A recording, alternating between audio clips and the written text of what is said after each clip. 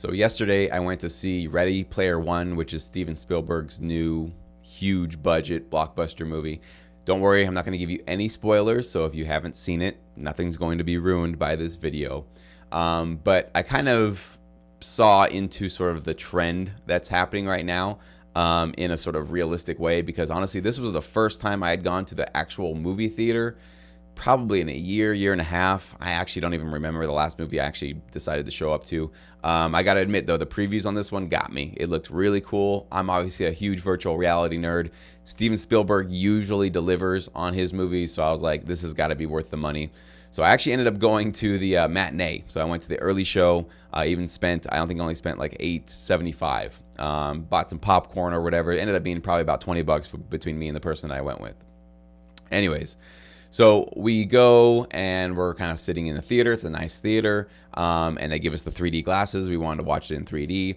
And again, the advertisements start playing. And these are not the previews. These are sort of the advertisements before the previews. And guess what's being advertised all over the place? Netflix shows. There were multiple Netflix series and movies being advertised in the movie theater. Okay, that's a sign of the times, that even in the movie theater, they're trying to say, go ahead and stay home and watch our Netflix shows, okay? And number two was actually YouTube. So YouTube is trying to do their version of sort of a Netflix paid subscription where they're trying to create, unique, valuable content. And so they're obviously trying to get into that game. Whether or not they're going to succeed, who knows? That's a discussion for another day. But I thought that was really interesting that this is the first time that I've noticed that going to the theater, that all the advertisements were not for necessarily TV shows or maybe other movies. Of course, you get the previews and those are about movies. But before the previews show up, it's all about streaming content. And that's where they're trying to get your eyeballs to look, because they know that's where most of us are spending our time getting our entertainment. But that wasn't the biggest sort of, interesting thing that I learned about going to the movie. What really struck me was I looked into how much money this movie cost, and according to online sources, it's $175 million. Now, I don't know if that's split up between like the promotional budget and the production budget, or if that's just the production budget. But either way, millions of dollars were pumped into this movie in terms of the graphics, and the graphics are incredible. That's the one thing that I will say for sure. You will not be disappointed going to the theater, especially watching it in 3D. It's a masterpiece. The computer graphics, the CGI stuff that they do, it's ridiculous. And Steven Spielberg, unlike most directors, knows how to like give you that sense of awe. It's just unfolding, always, sense of awe that happens. So in that sense, like, this movie completely will blow you away. You really will feel like you went into a virtual environment for a couple of hours. It's a longer movie. I think it's over 2 hours long, but it nails it there. However, for myself, I didn't really connect or care about the story. I didn't care about the characters. I didn't really care about the struggle. And this is not a spoiler, but essentially the big plot of the movie is that there's a really awesome virtual reality game that everybody pretty much on Earth loves to play, because real reality is not that great in the future. And so the creator of this virtual reality game basically said he put some sort of Easter eggs into his video game and said the first person that can discover this Easter egg will get to actually have control over the entire virtual reality world and the universe in here, and sort of make the rules and decide how it's going to be operated and all that good stuff. And of course, who's going to be fighting against our hero of the movie but an evil corporation that wants to take control of it, because they want to throw advertising on it and they just want to make a bunch of money off of it, and they don't care about making it cool and usable for the user. So it's kind of an age-old story, right? So that was part of the issue for me, why I wasn't that interested, because I'm like, I've seen this plot play out so many times in Hollywood movies. I wonder who's gonna win, right? But as I was watching this thing unfold, and it was this like two and a half hour long movie, and it's just amazing visuals and like all the money and all the talent that got put into all this stuff, I was sitting in my chair kind of bored. I mean, I was stimulated here and there. There were some really cool special effects and all the graphics and all that kind of stuff.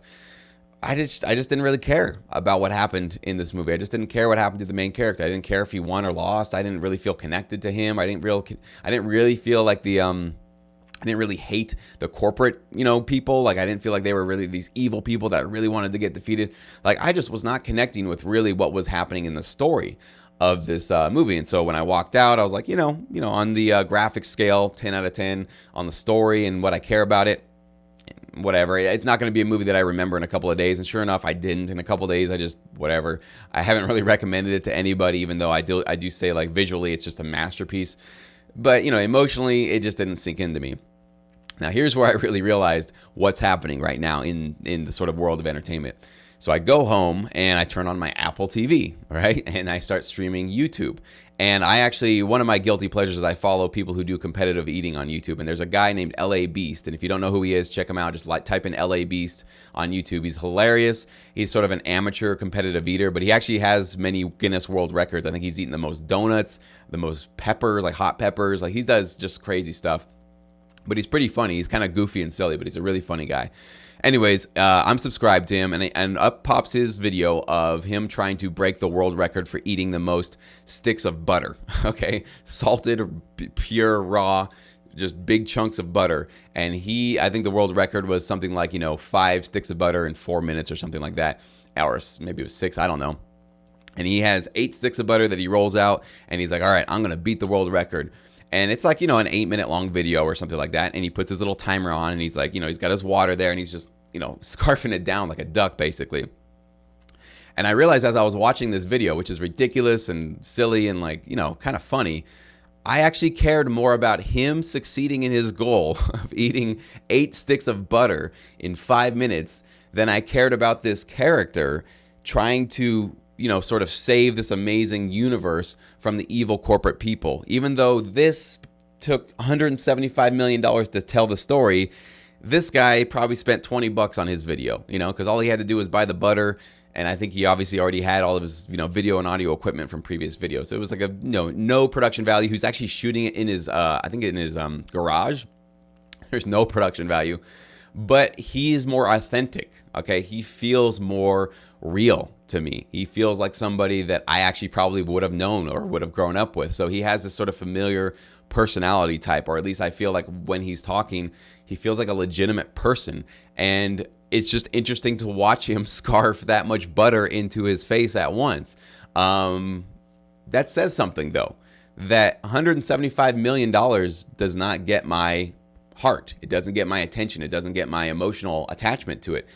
Visually, wow. Like, yeah, they can't compete. That's got it beat all over the place. But when it comes down to what's going to actually connect with people and stick with them and make people come back for more and more, the guy with $20 who's eating sticks of butter, okay?